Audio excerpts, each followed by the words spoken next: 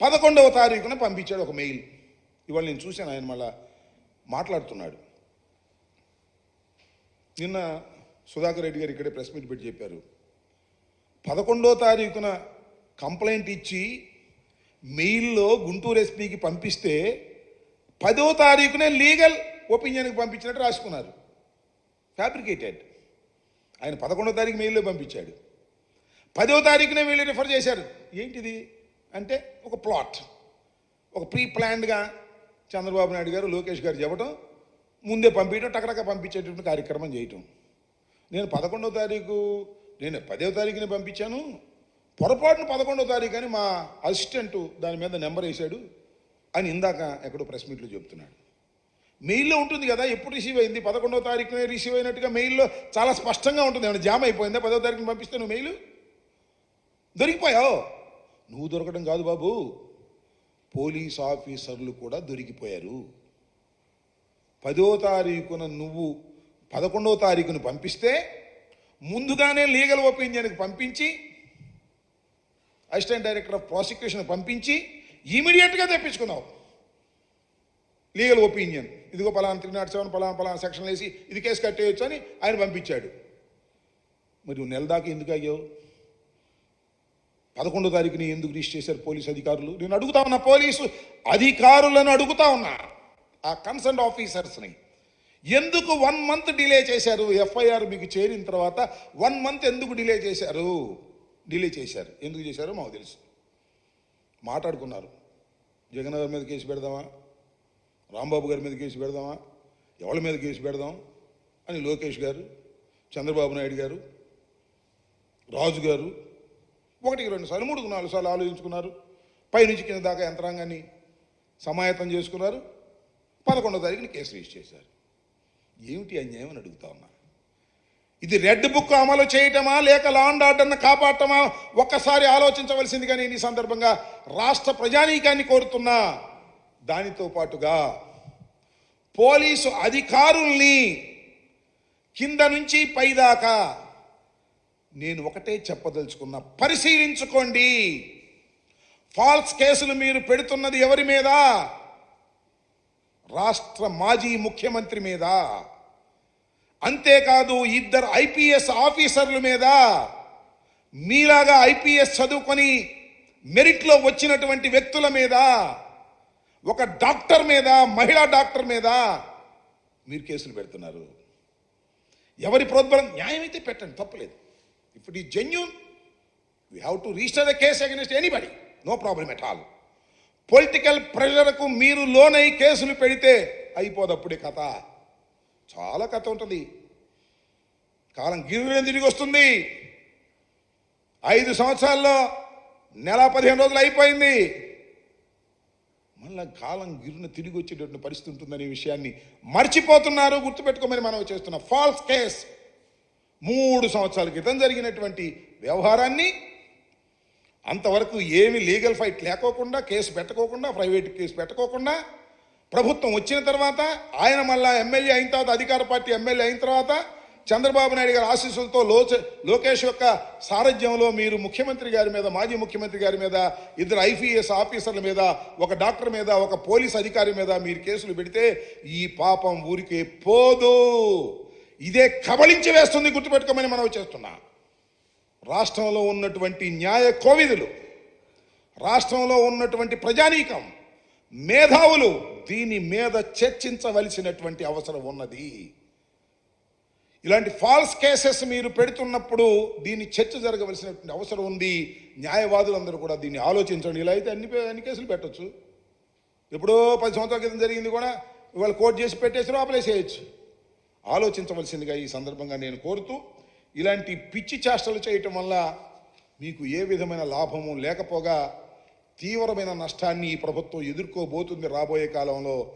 ఇళ్ళలకు కానీ సంబరం కాదని కూడా ఈ సందర్భంగానే చెప్తున్నా. ఏదో అధికారంలోకి వచ్చారు మీరు, మాకు కేవలం 11 మాత్రమే వచ్చాయి. అందువల్ల మీరు ఈ విధంగా రెచ్చిపోయింత దారుణంగా ప్రవర్తిస్తే ప్రజలు సహించరని కూడా ఈ సందర్భంగా నేను మీ ద్వారా చెప్పదలుచుకున్న, పోలీసు అధికారులు కూడా చెప్పదలుచుకున్నాను. ఇంకో అంశం, ఇంకొక అంశం 2 అంశాలు మాట్లాడతాను. మరొక అంశం, ఇందాక సో రామానాయుడు గారు అనుకుంటాను ఇరిగేషన్ మంత్రి గారు ప్రెస్ మీట్ పెట్టారు. చాలా విషయాలు చెప్పినట్టున్నారు ఆయన. నేను కూడా అక్కడక్కడ విన్నా. ఇప్పుడు జస్ట్ బిఫోర్ తెలుగుదేశం ఆఫీసులో పెట్టారు రామానాయుడు గారు, ఇరిగేషన్ మంత్రి గారు. నేను చేసిన పోర్ట్ఫోలియోలోనే మంత్రి అయ్యాడు రామానాయుడు గారు. ఆయన ఇరిగేషన్ గురించి మాట్లాడుకోకుండా పాప ఆయన్ని ట్రోల్ చేశారని కొద్దిగా బాధ ఆవేదన వ్యక్తం చేసినట్టున్నాడు ఆయన. చూశాను నేను ఆయన బాడీ లాంగ్వేజ్ అంతా. నన్నే ఎందుకు ట్రోల్ చేస్తున్నారు అనేటువంటి బాధ ఆయనలో కనిపించింది. పాప ఆయనే చెప్పాడు, ఏది ఈ పిల్లకి 15,000, ఈ పిల్లకి 15,000, ఈ పిల్లకి 15,000, ఈ పిల్లకి 15,000, ఇప్పుడే వచ్చింది ఈ పిల్లకి కూడా 15,000 అని ఇలా చెప్పాడు. అది చెప్పింది ట్రోల్ చేస్తారు, సహజమే కదా. మంచి అయినా అంతే, చెడు అయినా అంతే. నన్ను ట్రోల్ చేయట్లేదు, మీరు చేస్తారు, చేసుకోండి, మాకేం అభ్యంతరం లేదు. ట్రోల్ చేసినందుకు పాపం బాధ ఆవేదన పడ్డాడు పాపం. ఆ ట్రోలింగ్కు సమాధానం చెప్పడానికి వచ్చినట్టుగా ఉన్నాడు తప్ప అసలు విషయం చెప్పలా. ఆయన నేను అది చేశాను, నేను ఒక వృద్ధులారు కాళ్ళు కడిగాను, పెన్షన్ ఇస్తూ. శభాష్, మంచిదనయ్యా, పెన్షన్ ఇచ్చారు, నేను కాదంటలేదు. అనుకున్న ప్రకారమే మీరు పెన్షన్ ఇచ్చారు. మొదటి నెల గుర్తుపెట్టుకోండి, ఇంకా చాలా ఉంది, ముందుంది ముసళ్ళ పండగ. 4,000, 7,000 కలిపి ఇచ్చారు, అందరికి ఇచ్చారు. మధ్యలో కొంతమందికి ఇవ్వకపోతే కలెక్టర్ల దగ్గరికి వెళ్ళి కూడా తెచ్చుకున్నారు, మర్చిపోమాకండి. ఆ ఊళ్ళో గ్రామస్తులు ఇవ్వాలా, వీళ్ళకి ఇవ్వడానికి లేదు, తెలుగుదేశం వీళ్ళు కాదు, వీళ్ళు వైసీపీ ఇవ్వడానికి వీల్లేదంటే. నేను ఎక్కడో చూసే పల్నాడులో సిపిఎం వాళ్ళ మీద తిరగబడ్డారండి, సిపిఎం వాళ్ళ మీద. అవి కూడా మీరు సక్రమంగా ఇవ్వలేదు బ్రదర్ రామానాయుడు, అవి కూడా సక్రమంగా ఇవ్వలా. మొత్తానికి ఇచ్చారు, మామ అనిపించారు, ఓకే. ఇచ్చినాడి గురించి కాదయ్యా, ఇవాళ ఏంటని అడుగుతా ఉన్నా. నువ్వు అంతా చెప్పావు, రామాయణం అంతా చెప్పావు, కానీ అసలు కథ చెప్పలా. నేను అడుగుతా ఉన్నా, ఏమండి రామానాయుడు గారు, మీరు ఈ పిల్లకి ఇచ్చా, ఈ పిల్లకి ఇచ్చా, ఈ పిల్ల అన్నది అందరికి ఇస్తారా? ఎవరా? ఇది చెప్పలా. మాకు విధి విధానాలు ఇంకా కుదరలేదు, విధి విధానాలు ఇంకా నిర్ణయిస్తాం, అప్పుడు చూస్తాం, అప్పుడు ఇస్తాం అనే పద్ధతులు ఏదో మర్మగర్భంగా మాట్లాడారు. అది కాదు కావాల్సిందే. మీరు you have issued a GO. దీనికేం విధి విధానాలు ఏంటి, దీనిలోనే ఉన్నాయో జీవోలో. ఒకసారి జీవో రామానాయుడు గారు మీ దగ్గర ఉందా? ఉండే ఉంటుంది గవర్నమెంట్లో వరకు, లేదు నేను పంపిస్తా, చూసుకోండి. విధి విధానాలు చాలా క్లియర్గా ఉన్నాయి దీనిలో. ఏమని? 75% హాజరు కావాలి, మేం పెట్టింది. బిలో పావర్టీ లైన్లో ఉండాలి, మేం చెప్పింది. ఆధార్ కార్డు అనుసంధానం కావాలి, మేం చెప్పింది. బడికెళ్ళే ప్రతి పిల్లవాడికి మీరు ఇస్తా ఉన్నారు, బడికెళ్ళే పిల్లవాడి తల్లికి మేము 1,500 ఇస్తా ఉన్నాం. మీ ఒక తల్లి ఉంటే 1,500 అని అన్నాం మేము. మీరేమన్నారు? ఎంతమంది పిల్లలుంటే అన్ని డబ్బులు ఆ తల్లికి ఇస్తాం, 2 పిల్లలుంటే 30,000 ఇస్తాం. ఖచ్చితంగా జీవోలో ఏమి రాశారయ్యా బాబు, మీరు గుర్తుపెట్టుకోండి. మళ్ళా మనం చదివినిపించా. మళ్ళా రామానాయుడు గారు మీరు ఎందుకు వచ్చారో నాకు అర్థం కాల. రావాల్సిన ఎడ్యుకేషన్ మినిస్టర్, లేదా ముఖ్యమంత్రి, లేకపోతే ఆ ఎడ్యుకేషన్ సెక్రటరీ. నిన్నేదో విద్యాశాఖ వాళ్ళు ఒక ప్రకటన ఇచ్చినట్టుగా విధి విధానాలు ఇంకా ఫైనల్ అయిపోయినాయి, విధి విధానాలు అయిపోయినాయి, అన్నీ అయిపోయినాయి.